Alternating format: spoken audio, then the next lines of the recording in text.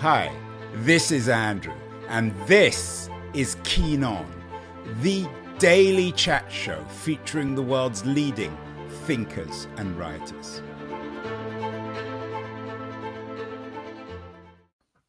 Hello, everybody. Saturday, May 25th, 2024. A couple of days ago, China launched military drills around Taiwan, according at least to the New York Times, as a punishment for the Taiwanese. They've ended their war games. However, some people believe, at least according to CNN, that these military drills encircling Taiwan are designed to test its ability, the Chinese ability to seize power. It's of great concern, of course, for everybody, the United States, China, Taiwan.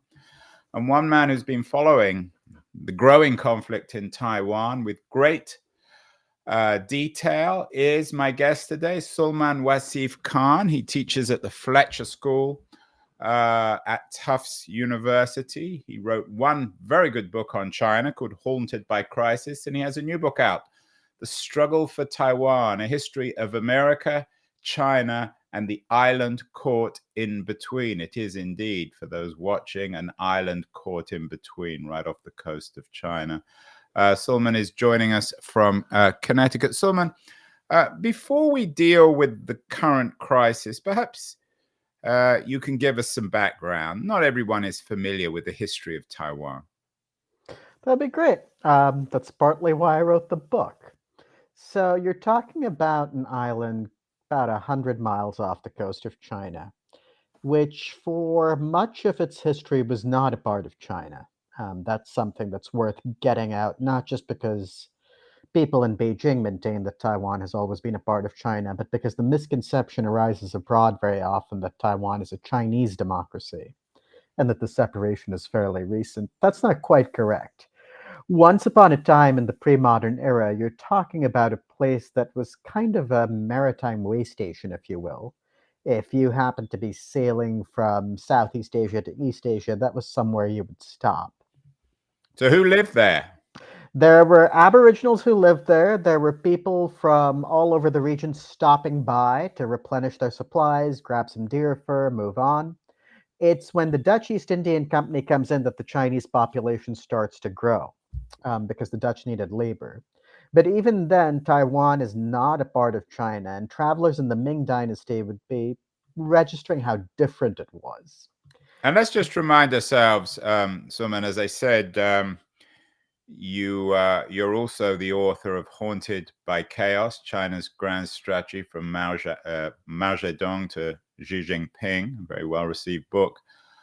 Just remind everybody of the greatness of China up until at least the 19th century in global terms. Yeah. So the greatness of China is something that waxes and wanes, and at about the time we were talking about, it's going to be on the rise, but it's going to be on the rise as something different from China itself.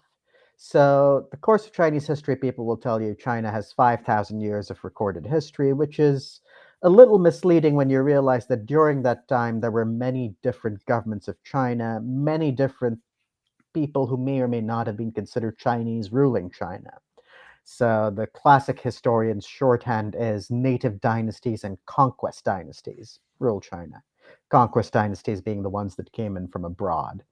And the dynasty that seizes power in China in 1644 and is eventually going to take Taiwan, the Qing dynasty, is a conquest dynasty in that it's headed by a bunch of Manchus who come down from the northeast of what is China proper. Manchuria is now part of China today, but at the time it was something different. So it's essentially colonized by the mainland Chinese. No. So what happens is the Manchus come down, they conquer China in 1644, along with help from locals.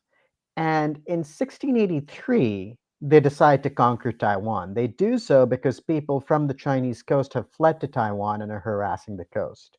So the polity that unites China and Taiwan isn't the Republic of China or the People's Republic of China or even Chinese. It's the Qing Empire, which is forged by Manchus. And that is an empire that's going to incorporate China and Taiwan and parts of Central Asia into one polity. And that's where the idea of the greatness of China in the modern era, at least, comes from. That's the greatest territorial extent of China since the Mongol dynasty.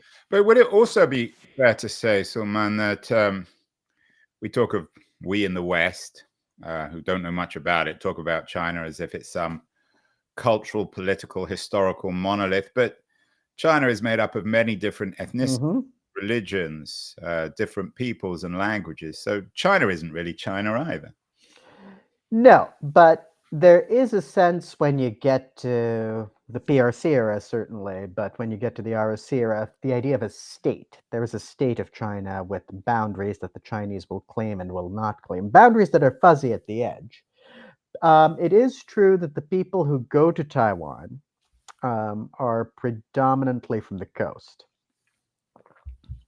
I'm curious, Sulmaan, your name indicates certainly not China. How did you get into this game? What intrigues you historically? You clearly speak and read Chinese, a very difficult language. I think China is a fascinating place. I think the broader region around it is fascinating too. So getting into Chinese history was just something that happened in a fit of absence of mind, as it were. And then traveling to Taiwan to do research in 20th century China meant getting interested in that. Traveling to Japan meant getting interested in that. So it was just a series of accidents and insatiable curiosity.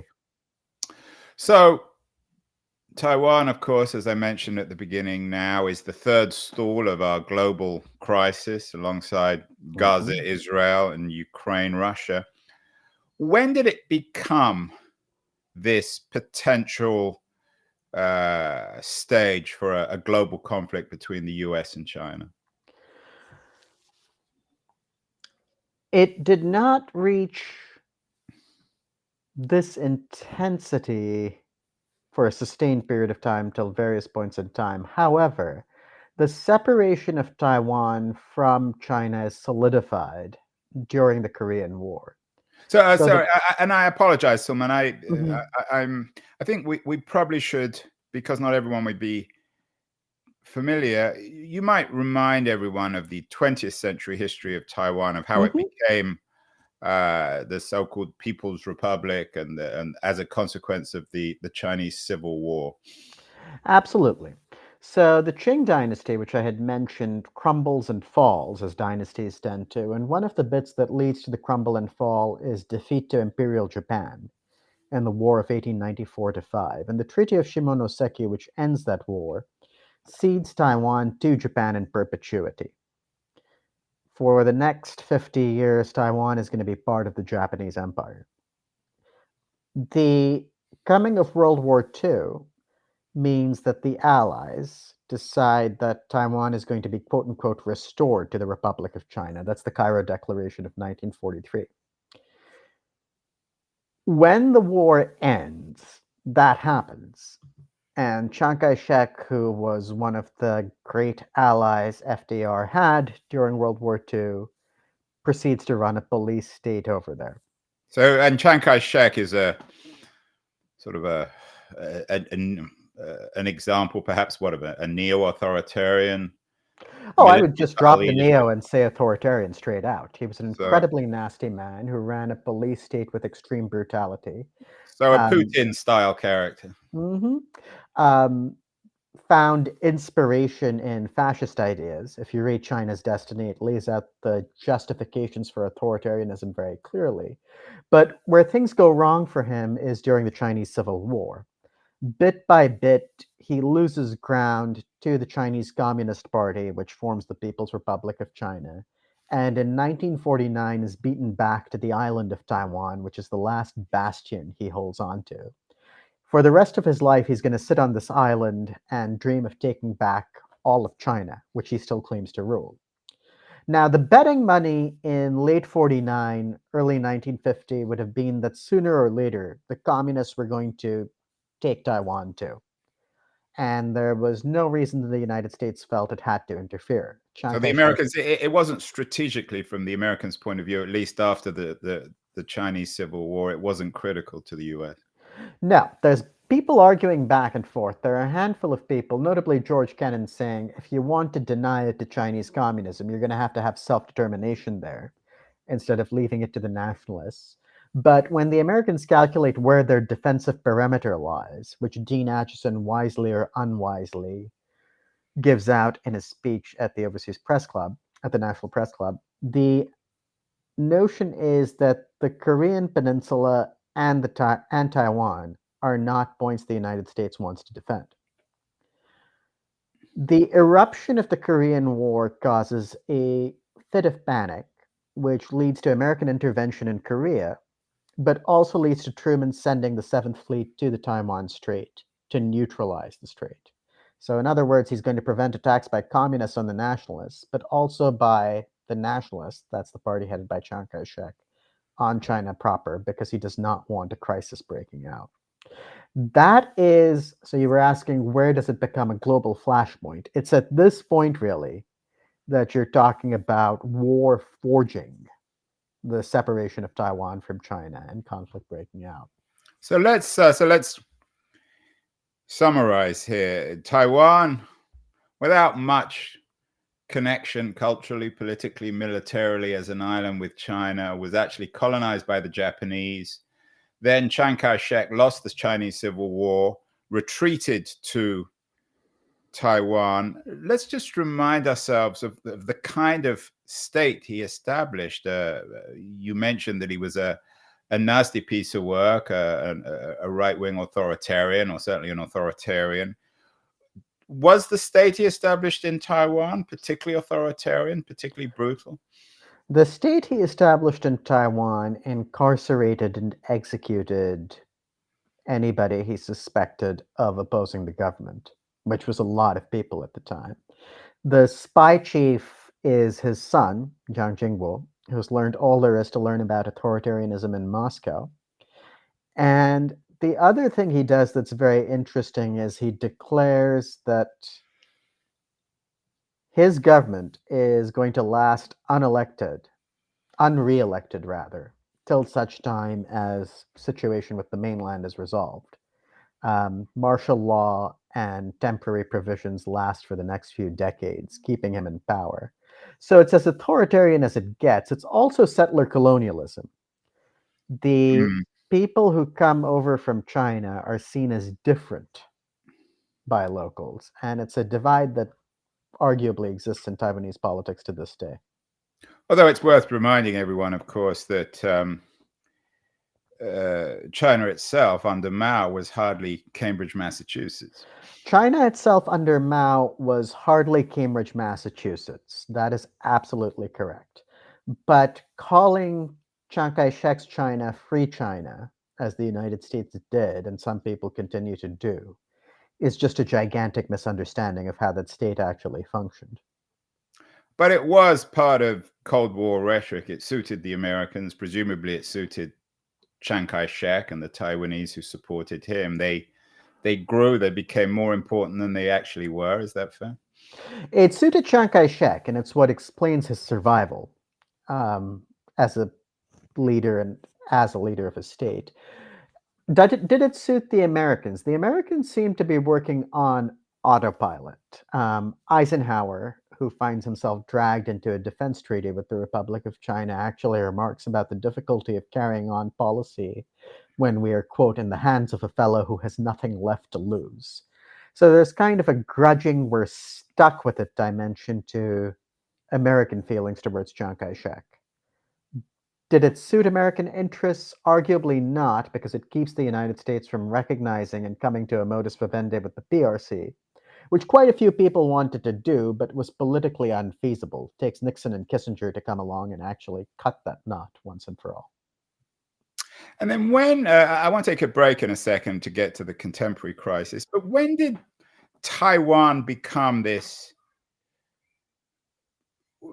I guess, sort of neo-Chinese version of Singapore, a highly innovative place, a place of great technological wealth and potentially even a democracy? What were the critical moments between the death of Chiang Kai-shek and the emergence of a modern Taiwan?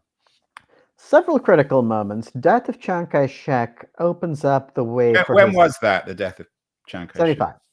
And what happens is his son takes power, and his son is kind of the Nikita Khrushchev of Taiwan, if you would. Wants free and fair elections, doesn't want them to be too free and fair, wants to hear what the opposition has to say, doesn't want to hear it if it's something he doesn't want to know about. But bit by bit, there's space for people to protest, to do things that once upon a time they would not have done. The key change, however, comes when Lee Teng-hui comes to power in the 90s. Lee Teng-hui is native Taiwanese, didn't come over from the mainland. And he decides that he's going to force all these aging people from the KMT who have insisted that they rule not just Taiwan, but the Republic of China, holding portfolios for Sichuan, for Yunnan, for places that they've never ruled really. And he says, you're all going to retire. Bullies, bribes, coaxes them into retirement. And then says, we're going to have free and fair elections. And my own office, the office of the presidency, is going to be up for free and fair election in 1996. That, to me, is the moment when you say, okay, a democracy is born. We're speaking with Sulmaan Wasif Khan, the author of The Struggle for Taiwan, teaches at the Fletcher School at Tufts University, has an important new book out, particularly given the crisis in Taiwan, The Struggle for Taiwan, A History of America, China, and the Island Caught Between. After the break, we'll talk specifically about the current crisis. But before so, I want to thank our friends at Liberty, who bring us a quarterly of culture and politics, who bring us great guests like Sulmaan Wasif Khan. We're going to run a short feature on liberties. And then we'll be back to talk about the current crisis in Taiwan with Sulmaan Wasif Khan. So don't go away, anyone. The noise, there is nuance, insight. Liberties is not just a journal of ideas. It's a meteor of intelligent substance. It's the place to be for engaged citizens. Politics, opinion, substance. Liberties is a triumph for freedom of thought. A quarterly of urgency, of cultural exploration, of intellectual delight, of immaculate prose. It's invaluable. Subscribe now or find Liberties at your favorite bookseller. And you can subscribe to Liberties at libertiesjournal.com. We are speaking with Sulmaan Wasif Khan, the author of The Struggle for Taiwan, a man who's given a great deal of thought to the current crisis and indeed the history of Taiwan. So, Sulmaan, when does this issue of Taiwan become potentially a source of war between America and China? Is there a great change in China itself? We've done many shows, some with liberals like Orville Schell on Xi Jinping and his authoritarianism. Was the current crisis caused by the change in global outlook in Beijing, or is that just an American way of looking at it? I think there are several factors that lead to the current crisis. One thing I'll point out is that we have been in crisis mode at several points before. We talked about the Korean War. China and the US are at war then. There are crises in 1954 to 5 and 1958 where we're considering the use of nuclear weapons. 1995 to 6, there's another Taiwan Straits crisis. So this has waxed and waned in danger levels.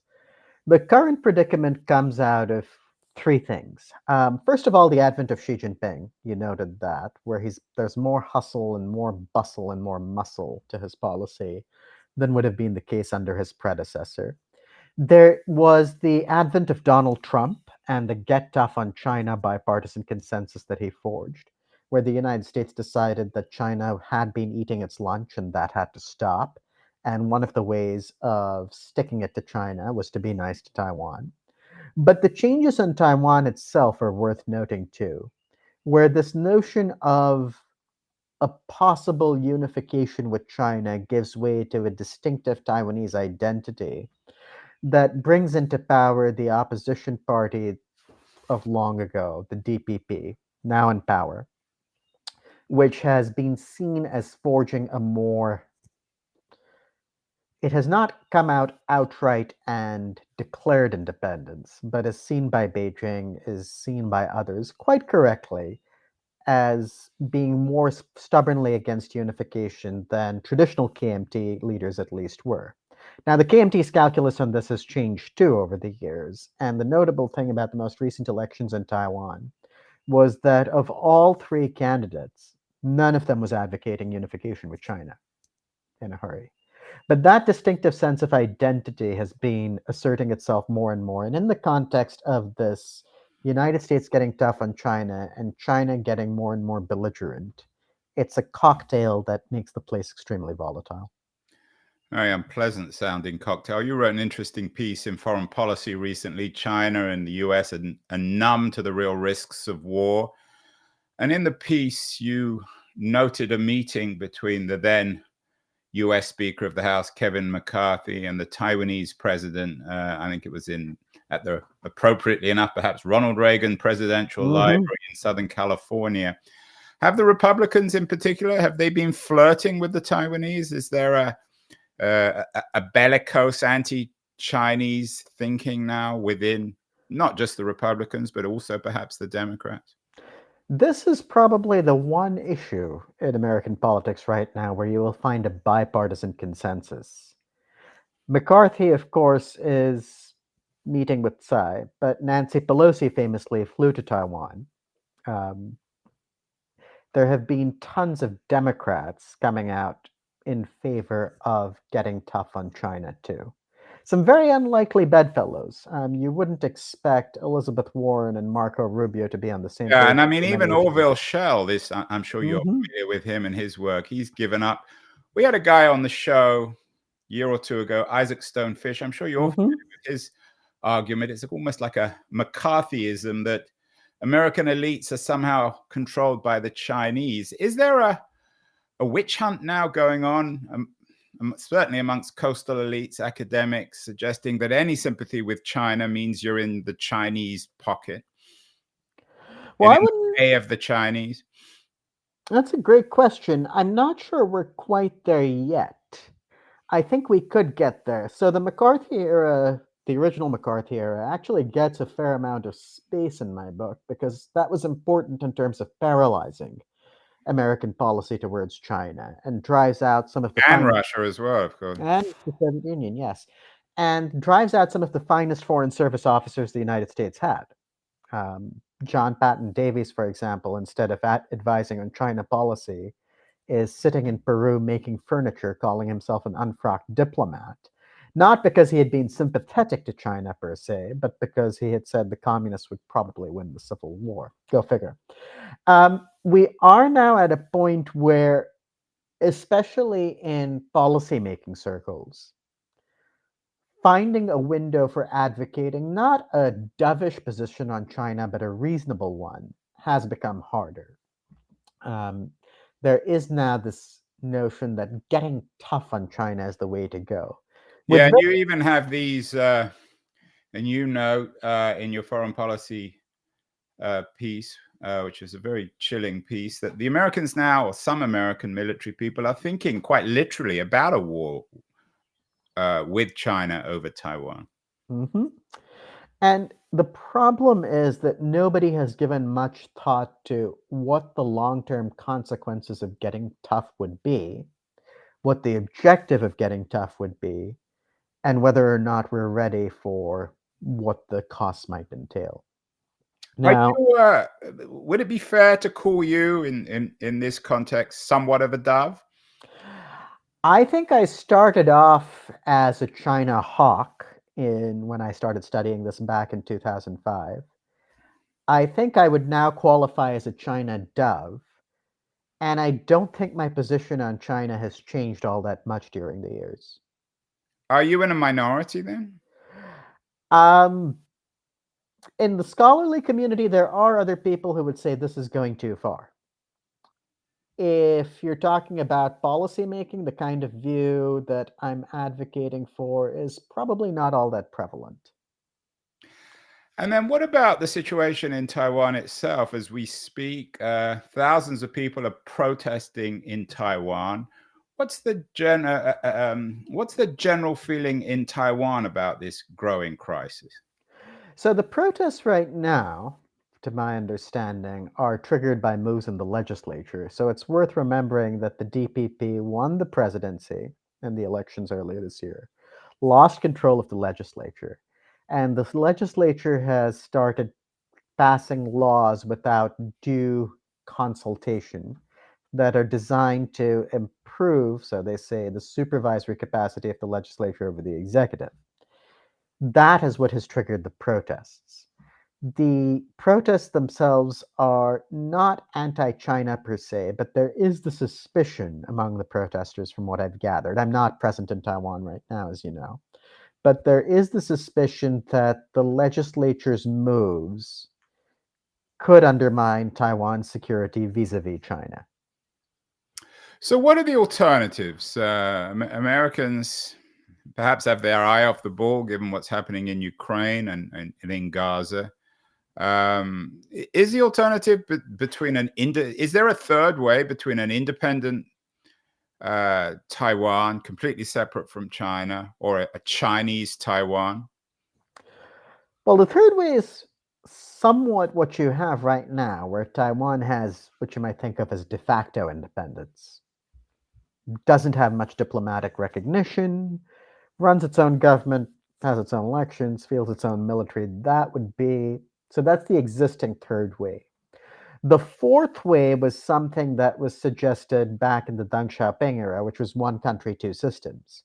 And to Deng Xiaoping, one country, two systems actually means one country, two systems. When Deng tells the British, I have no intention of tampering with the system in Hong Kong, his reasoning is it works. And the offer to Taiwan was you could have a system like that, could even keep your own military. During the Deng era, there is something that's believable to that suggestion, and there is even the notion that this is China as a country that's going places, and being hitched with it in some way, shape, or form is something worth considering. The advent of Xi Jinping and watching what's happened in Xinjiang, what's happened in Tibet, what's happened in Hong Kong, and even what's happening in China proper, which is a bit I think we tend to forget, that makes the one country, two systems model untenable. So why? Because the Chinese system itself is in if not in crisis, in chaos. No, it's because the second system is something that's been shown to be a promise that can be easily broken. In other words, you vow not to tamper with Hong Kong's autonomy, and before you know it, you've tampered with Hong Kong's autonomy. You become more repressive within universities in China, within civil space in China. Tibet and Xinjiang turn into horrible, horrible concentration camps. So it becomes difficult to sustain the idea that a political future with China is something that Taiwan could have in a way that is enjoyable and compatible with its current democratic status. This was the referendum in the 2020 election, in effect. You want to be the next Hong Kong, vote for the KMT. You want to preserve what you have, vote for the DPP. That was the line, and it worked. If I'm putting myself in the shoes of a Taiwanese citizen, I couldn't imagine a reason why I would want to become part of China, given its political system and given the relative openness and prosperity, dynamism, democracy of Taiwan. Why would anyone in Taiwan want to become part of China? So there's reasonable and unreasonable motivations that you could think about. The unreasonable or ignoble one, rather, would be you get paid off. So you had that headline at the beginning about, is this going to be China seizing power in Taiwan? That's one thing. But the other way of doing it, of course, is to just bribe people to foment a coup d'etat. Much more easily Which done. would be very unpopular. But my point is that would be deeply unpopular in the same way as the Soviets organized coups d'etats in Hungary and Czechoslovakia after the Second World War. Isn't this a similar situation where nobody in Taiwan in their right mind would want to become part of China? Probably not, but there would be people who would be willing to sell out on those grounds. However, the other way of thinking of it is this something that is inevitable in some way? In other words, if the cost of holding on is war and destruction, is it better to surrender? That sounds a little bit like appeasement and giving in to the ideology of Xi Jinping. If you create the idea or illusion that it's inevitable, then. But you asked me why a citizen might be motivated to do that, and that's one thing I can see people calculating. The debate. Is there a sense there that this is inevitable? That in the very long run, that China will reoccupy, if that's the right word, Taiwan, and there'll be just one country, China, Taiwan? I think most people don't think that far ahead, but what sharpened the debate was the events in Ukraine, where all of a sudden you had people being invaded, so it was shown that that could happen. And you also had, against what many of the pundits were predicting, Ukrainians fighting and putting up a very decent fight. And the conversation that provoked on Taiwan was, would we do the same? Is there significant U.S. military bases in Taiwan? I mean, if the Chinese did invade, what would happen? The short answer is nobody has any idea. But are there U.S. troops in Taiwan? There is U.S.-Taiwan military cooperation. There is a general sense right now that the U.S. has the military will to do something about this. And one of the things I mentioned in the foreign policy piece was the number of ships and planes, U.S. hardware in the region. Now, it's worth noting that during the Korean War, the United States initially had no intention of going in to defend South Korea. That just happened. The United States still does not know. It's very difficult to say what people will do in a given crisis till a crisis happens. Much decision-making is made in a fit of panic and knee-jerk reactions. Yeah, it's the old Mike Tyson quote, you can plan and plan and plan, but when you get punched in the face, all those plans go up in smoke. Yeah. Your colleague at the Fletcher School, Chris Miller, has written a wonderful book on the importance of chips, the chip in our globalized digital economy. Taiwan is the center for the global chip economy. How does that change it? Does that make all this more sensitive, more problematic? I don't know that it makes it more sensitive. So one of the big pieces that's not in the book is chips. And the reason for that is that... You mean your book, The Struggle, in my Struggle book, for yes, in my Taiwan? book. Chris's book obviously has a lot about chips because that's what it's about. But I barely mention chips in The Struggle for Taiwan, and there's a reason for that. The reason is that the purpose of the book was to trace the motivations of all three sides and what brought them to this juncture. You can take chips completely out of the equation, and the Chinese calculus on Taiwan, the American calculus on Taiwan, and Taiwan's calculus on Taiwan to date would have been exactly the same. Does it mean that in the event of a conflict, if one were to occur, chip supplies would be disrupted? Absolutely. With that said, however, there are signs that other people are trying to take up the chip mantle. Malaysia, South Korea. So while there'd be disruption, I think it's hard to predict how permanent it would be. I also think it's fair to say that China has made a fair amount of effort to galvanize its own chip production. So there's some way of insulating oneself from the shocks a change in the chip industry might cause, precisely because those motivations remain intact. Sulmaan, we've done some shows on Cuba, many shows actually in the past. When I think about the title of your book, The Struggle for Taiwan, A History of America, China, and the Island Caught in Between, Cuba is another island caught in between America and Russia. And of course, it resulted in the Bay of Pigs and the missile crisis and various crises since. Can we learn from Cuba on how to resolve this, or is Cuba a model as a warning? It's funny you mentioned that, because when I teach at Fletcher, we do a unit on the Cuban Missile Crisis and what it tells us. And we do a unit on the Cuban Missile Crisis right after we've studied the origins of World War I. The reason for that is that JFK, interestingly enough, had been thinking about Barbara Tuchman as he goes into the Cuban Missile Crisis. The Guns of August is a really remarkable book. And it shows how the presence of that much militarization in foreign policy can go horribly, horribly wrong at any moment. So should It we also, be rereading Barbara Tuchman now in terms? I think there is never a bad time to read Barbara Tuchman. And just remind everyone of what she warns about. If you build up What too I much took from the book militarily, then was war becomes easy to slip into. it becomes very easy to slip into even if you don't want it. The other great book that does this, more recent, is Christopher Clark's Sleepwalkers. Yeah, it's an Absolutely excellent book. fantastic book. And I've wanted to get Clark on the show, actually. He's- So, yeah. But what both of them show you, and this is relevant to Cuba, is that the outcomes hinge on decisions. You always, or almost always, can avert a war before you go into it. And one of the things you can learn from Cuba is JFK's willingness to not blow everyone up. And that works out very well. although he rewrote, of course, with his brother what really happened. We did all walk out alive of a situation that might have Right. meant we wouldn't be having this conversation.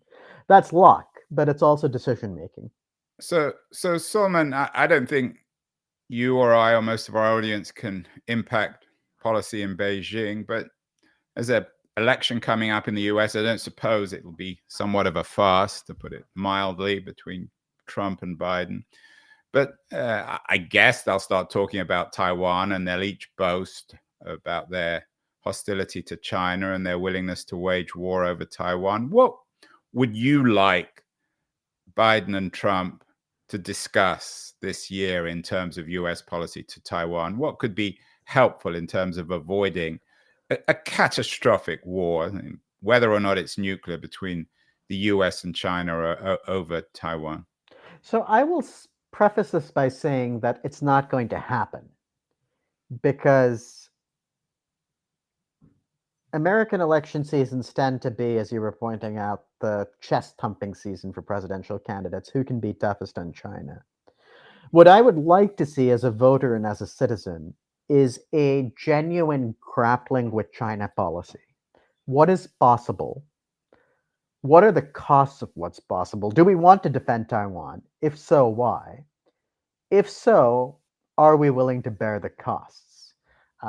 You can visualize a policy, I mentioned this in the book actually, where instead of dashing to nuclear war, you say, well, we're going to clap sanctions on China that are going to cause immense domestic suffering economically. Putting that choice to the American voter during an election year strikes me as what democracies should be doing. Saying you can't wish China away. It's there whether or not you want to accept it or like it. It's there to stay for the time being. Is something that I think the American voter should be schooled in. I don't see that happening this election season, but one can always be pleasantly surprised.